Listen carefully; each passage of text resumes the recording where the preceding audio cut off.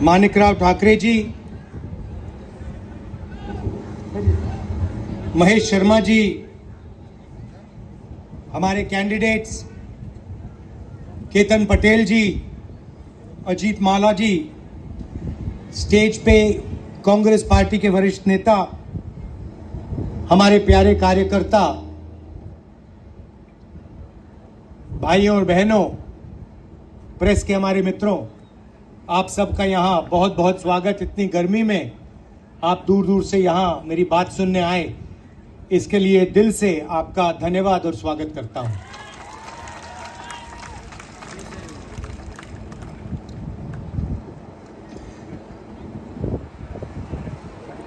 हिंदुस्तान में अलग अलग प्रदेश हैं, अलग भाषाएं हैं, अलग इतिहास है, हिस्ट्री है, कल्चर है, और हर जगह का अपना एक प्रकार से एक यूनिक कैरेक्टरिस्टिक होता है। आज हिंदुस्तान के चुनाव में दो विचारधाराओं के बीच लड़ाई हो रही है।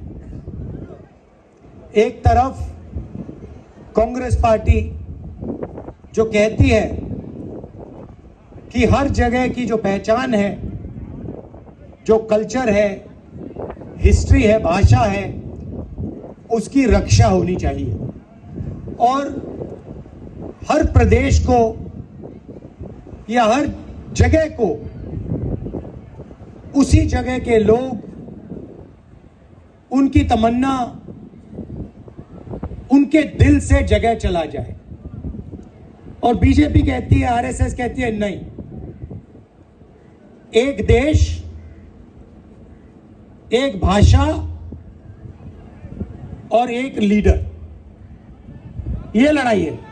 अब आपकी मुसीबत यह है कि यहां पे नरेंद्र मोदी जी ने प्रफुल्ल पटेल जी को राजा जैसे आपके सिर के ऊपर बैठा रखा है। पहले यहां पे इस किले में राजा बैठते होते थे, अब वैसे ही प्रफुल्ल पटेल यहां के एडमिनिस्ट्रेटर नहीं है, वो यहां के राजा हैं, राजा, किंग। और राजा को दिल्ली से बैठाया गया है, और राजा को कहा गया है कि तुम राजा हो, तुम्हें जो भी करना है तुम कर सकते हो। घर तोड़ने घर तोड़ दो, लोगों को तंग करना है तंग करो, जो भी करना है खुली छूट है, दिल खोल के करो। और प्रफुल्ल पटेल जी यहां के राजा जो मन में आता है वो करते रहते हैं, आप लोगों को तंग करते रहते हैं। अब आप सोच रहे हो कि नहीं भाई, ये तो हमारे साथ हो रहा है सिर्फ, मगर ये पूरे देश में हो रहा है। आप सोचिए, तमिलनाडु में तमिल भाषा का प्रयोग किया जाता है, बंगाल में बंगाली। नरेंद्र मोदी जी कहते हैं एक देश एक भाषा। अब तमिल लोग कह रहे हैं कि भैया एक भाषा कैसे? तमिलनाडु में तमिल बोली जाती है, बंगाल में बंगाली बोली जाती है, गुजरात में गुजराती बोली जाती है, एक भाषा कैसे? एक नेता कैसे? तो यह विचारधारा की लड़ाई है। और अगर हम नींव की बात करें, फाउंडेशन की बात करें, तो फर्क यह है कि हम संविधान की रक्षा कर रहे हैं, कॉन्स्टिट्यूशन की रक्षा कर रहे हैं, और जो हिंदुस्तान को कॉन्स्टिट्यूशन ने, संविधान ने दिया, उसकी रक्षा हम कर रहे हैं। और वो उनका लक्ष्य है कि कॉन्स्टिट्यूशन जो है, संविधान जो है, उसको खत्म किसी ना किसी तरह आरएसएस और बीजेपी के लोग चाहते हैं कि किसी ना किसी तरह इसको खत्म कर दिया जाए। संविधान से क्या क्या निकला मैं आपको बताता हूं। सबसे पहले संविधान कहता है कि हिंदुस्तान के सब लोगों को एक जैसा अधिकार मिलना चाहिए। संविधान आपको वोट देता है, लोकतंत्र देता है। संविधान ने करोड़ों लोगों को आरक्षण दिया, दलितों को, आदिवासियों को, पिछड़े वर्ग को आरक्षण दिया।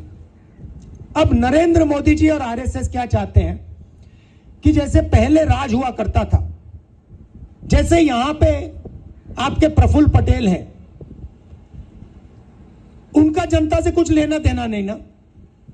आप कुछ भी कह लो, देखो ना, आप कुछ भी कह लो, आप उनके घर जाओ और कहो देखिए हमें ये चाहिए, प्रफुल्ल पटेल जी आपको कहेंगे देखो गेट आउट, मेरे घर से बाहर निकलो, तुम्हारी कोई यहां पे लेना देना नहीं है,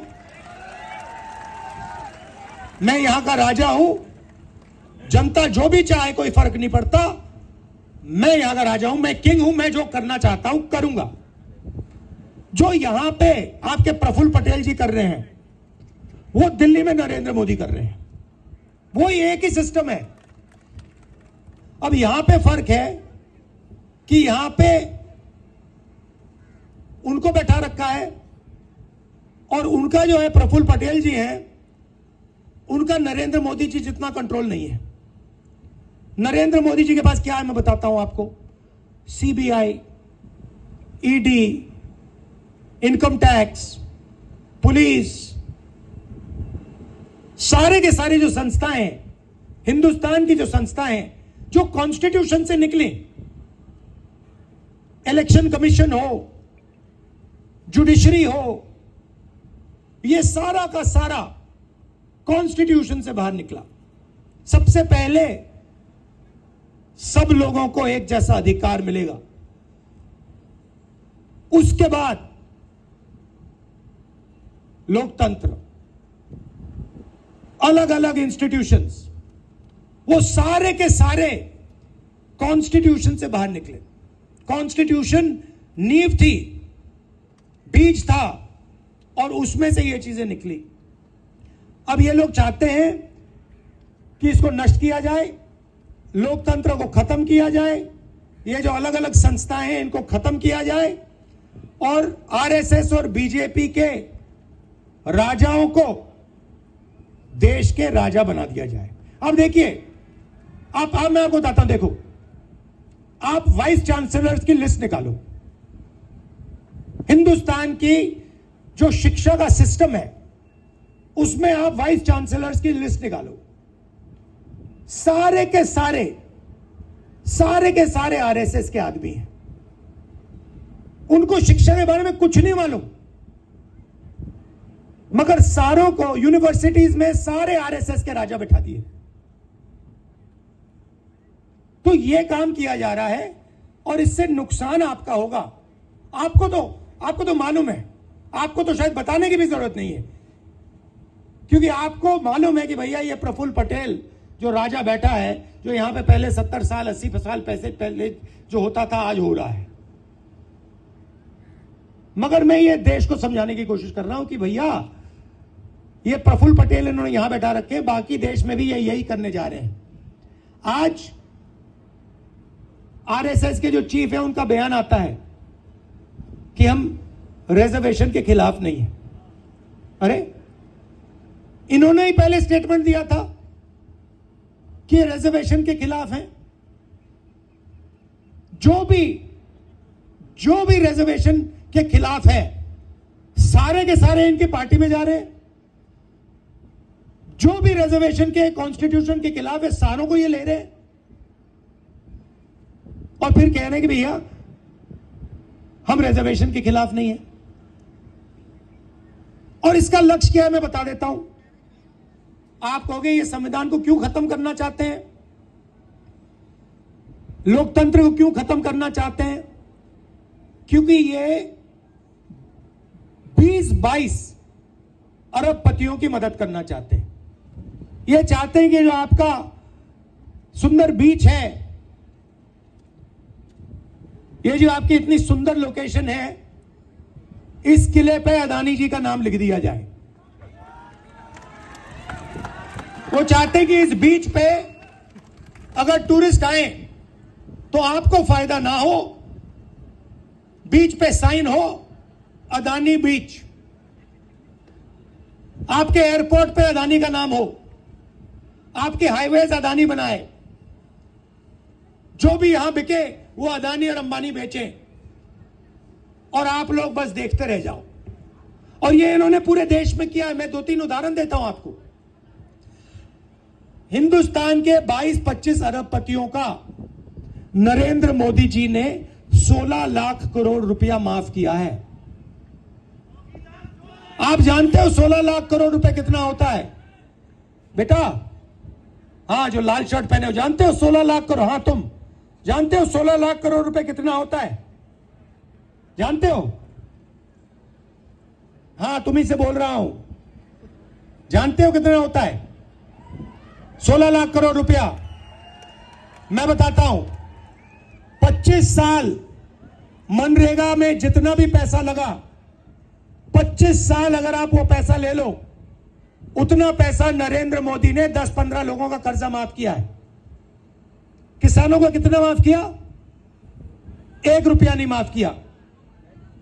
जो हमारे स्टूडेंट्स हैं, बेरोजगार युवा हैं, उनका कितना कर्जा माफ किया? 1 रुपया नहीं किया। छोटे व्यापारियों को खत्म कर दिया, स्मॉल मीडियम बिजनेस वालों को खत्म कर दिया, नोटबंदी की, गलत जीएसटी लागू की। किसको फायदा हुआ? यहां पे एक आदमी नहीं है जिसको नोटबंदी से फायदा हुआ हो। अदानी, अंबानी। आप मुझे बताओ, यहां पे कोई एक व्यक्ति है जिसको नोटबंदी से फायदा हुआ है? ना। एक आदमी है यहां पे जिसको जीएसटी से फायदा हुआ? ना। अब देखिए, मजे की बात देखिए। आप शर्ट खरीदते हो, ये भैया आपने शर्ट कितने की खरीदी? हाँ, आपने कितने की खरीदी है? अरे भाई, आपसे पूछ रहा हूं, सफेद वाला। हाँ, कितने की खरीदी? 200। अब देखो, लड़के ने 200 रुपए की शर्ट खरीदी, 18% जीएसटी लगा, इसके जेब से निकला। अगर अदानी अरबपति यही शर्ट खरीदता तो वो भी 18% टैक्स देता। मतलब जितनी टैक्स आप देते हो उतनी अदानी देता है। आमदनी इनकी हजारों में, उनकी हजारों करोड़ रुपए में। टैक्स जितना आप उतना वही। और टैक्स कौन दे रहा है? आप लोग दे रहे हो, किसान दे रहा है, मजदूर दे रहा है, बेरोजगार युवा दे रहा है। और पैसा कहां जा रहा है? उन्हीं 2-3 लोगों के जेब में। आप जानते हो, उन्हीं के जेब में आपका पैसा जा रहा है। तो हमने निर्णय लिया कि अगर ये बीजेपी के लोग नरेंद्र मोदी 20-25 अरबपति बना सकते हैं, तो कांग्रेस पार्टी करोड़ों लाखपति बना सकती है। तो आप कहोगे भाई ये कैसे हो सकता है? आप कहोगे ये कैसे हो सकता है? मैं बताता हूं आपको, मगर उससे पहले मैं आपको बताता हूं, जैसे ही दिल्ली में हमारी सरकार आएगी तो प्रफुल्ल पटेल को ना हम यहां से आउट करके 2 मिनट में, और जो उसने यहां पूरा भ्रष्टाचार किया ना, जो पूरा भ्रष्टाचार किया है, घर तोड़े हैं, उसका पूरा दादागिरी जो है उसको सीधा टाइट कर देंगे। सबसे पहला वो होगा। उसके बाद हम क्या करेंगे मैं बताऊंगा। आपको खुश करने आया हूं आज मैं यहां, मूड ठीक करने आया हूं। जो मोदी जी ने, अंकल जी ने आपका मूड खराब कर रखा है, वो मैं ठीक करने आया हूं। तो सबसे पहले क्या होगा, हिंदुस्तान के सब गरीब परिवारों की लिस्ट बनाई जाएगी। करोड़ों परिवारों की लिस्ट बनेगी और हर परिवार में से एक महिला का नाम चुना जाएगा। अब आप पूछो क्या होगा? पूछो क्या होगा? मैं बताता हूं। उस महिला के बैंक अकाउंट में साल के 1 लाख रुपए डाल देंगे। हर महीने 8,500 रुपए खटाखट खटाखट 1 तारीख को खटाक खटाक खटाक खटाक। आप जानते हो यहां महिलाएं बैठी हैं, 21वीं सदी में महिला और पुरुष दोनों काम करते हैं, जॉब दोनों करते हैं, मजदूरी दोनों करते हैं। सही करते नहीं करते? ठीक है।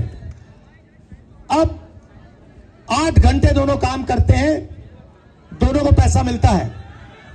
10 घंटा करते हैं, 12 घंटा करते हैं, दोनों को पैसा मिलता है। मिलता नहीं मिलता है? मगर जो महिला घर में काम करती है उसके लिए उसको पैसा क्यों नहीं मिलता?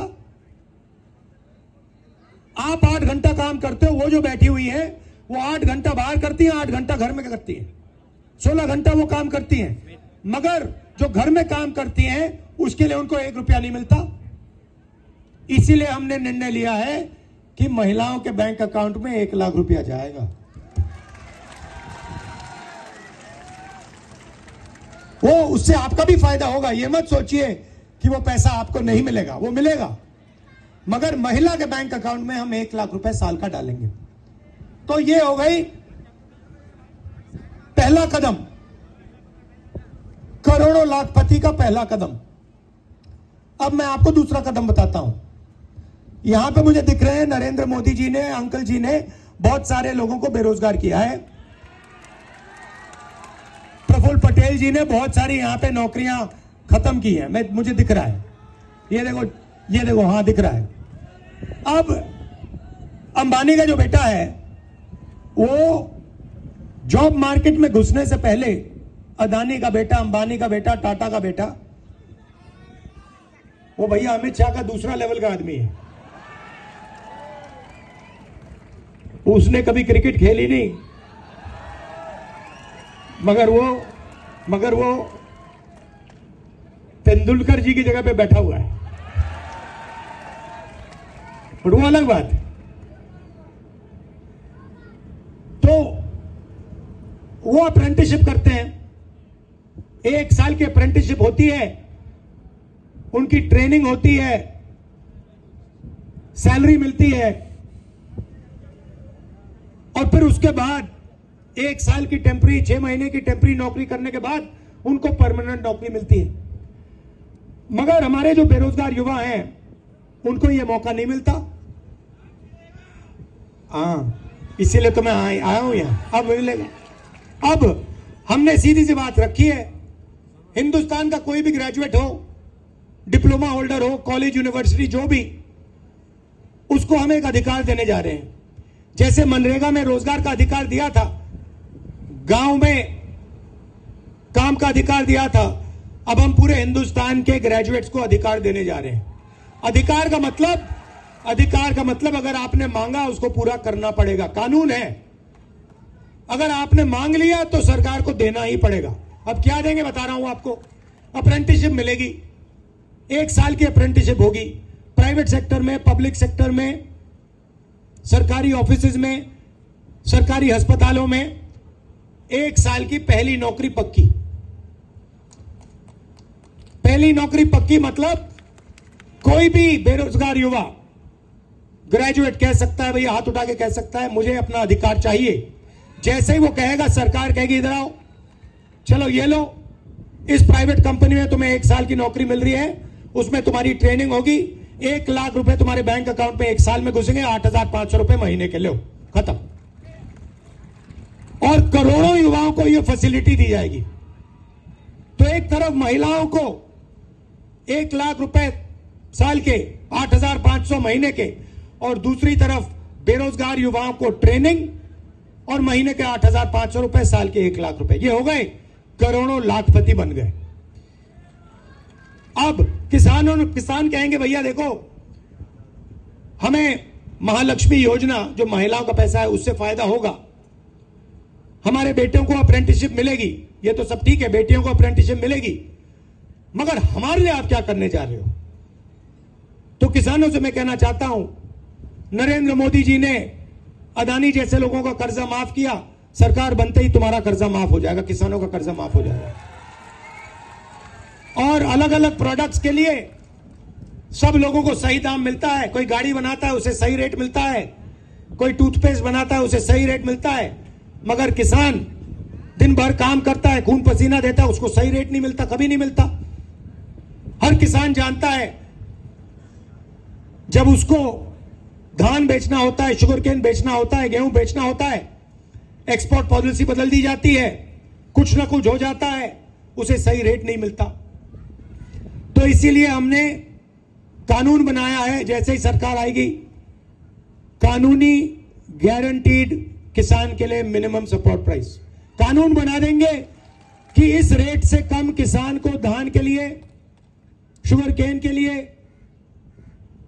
नहीं दिया जा सकता, और अगर किसी ने दिया तो कानूनी कार्रवाई शुरू।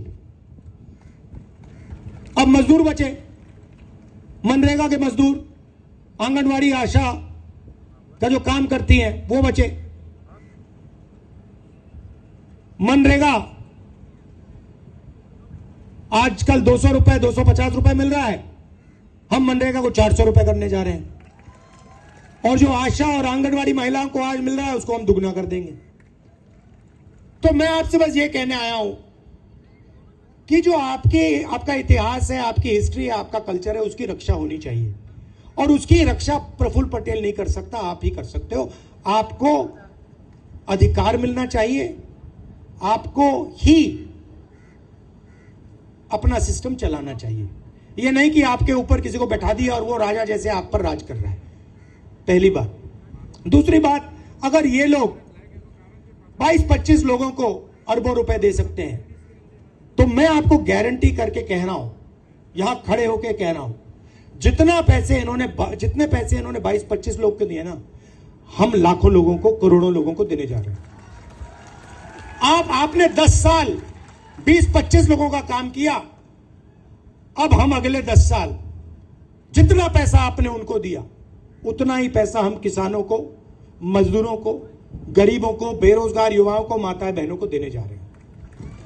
आप हमारा मैनिफेस्टो पढ़िए, क्रांतिकारी मैनिफेस्टो है। मैंने 5 चीजों के बारे में बोला है, मगर उसमें सब लोगों के लिए हमने कुछ ना कुछ सोच कर दिया है। यहां पे मछुआरे बहुत हैं, आपको बहुत नुकसान हुआ है, आपकी बोट ले जाते हैं लोग, तो आपके लिए मैनिफेस्टो में आप देखेंगे तो आपके लिए बहुत जरूरी चीजें हमने की हैं। थोड़ा सा मैं आपको बता देता हूं। जो पहले आपको डीजल की सब्सिडी मिलती थी, जो बंद कर दी, उसको हम फिर से चालू कर देंगे। दूसरी बात, जो भी बोट, फिशिंग बोट होगी, उसका हम आपको इंश्योरेंस देंगे। और तीसरी बात, जो इनलैंड फिशिंग और एक्वाकल्चर है, उसको हम एग्रीकल्चर जैसे मानेंगे। तो ये मैं आपसे कहना चाहता था। यहां पे आप केतन पटेल जी और अजीत माला जी को पूरा समर्थन दीजिए और कांग्रेस पार्टी को जिताइए, जबरदस्त बहुमत से जिताइए। और ये जो है यहां पे आपके एडमिनिस्ट्रेटर, इसे भगाइए भाई, 15 मिनट नहीं लगेंगे। और ये सिर्फ भागेगा नहीं, सिर्फ आपसे नहीं भागेगा, ये फिर कार्रवाई शुरू होगी तो आगे पीछे भागेगा। धन्यवाद।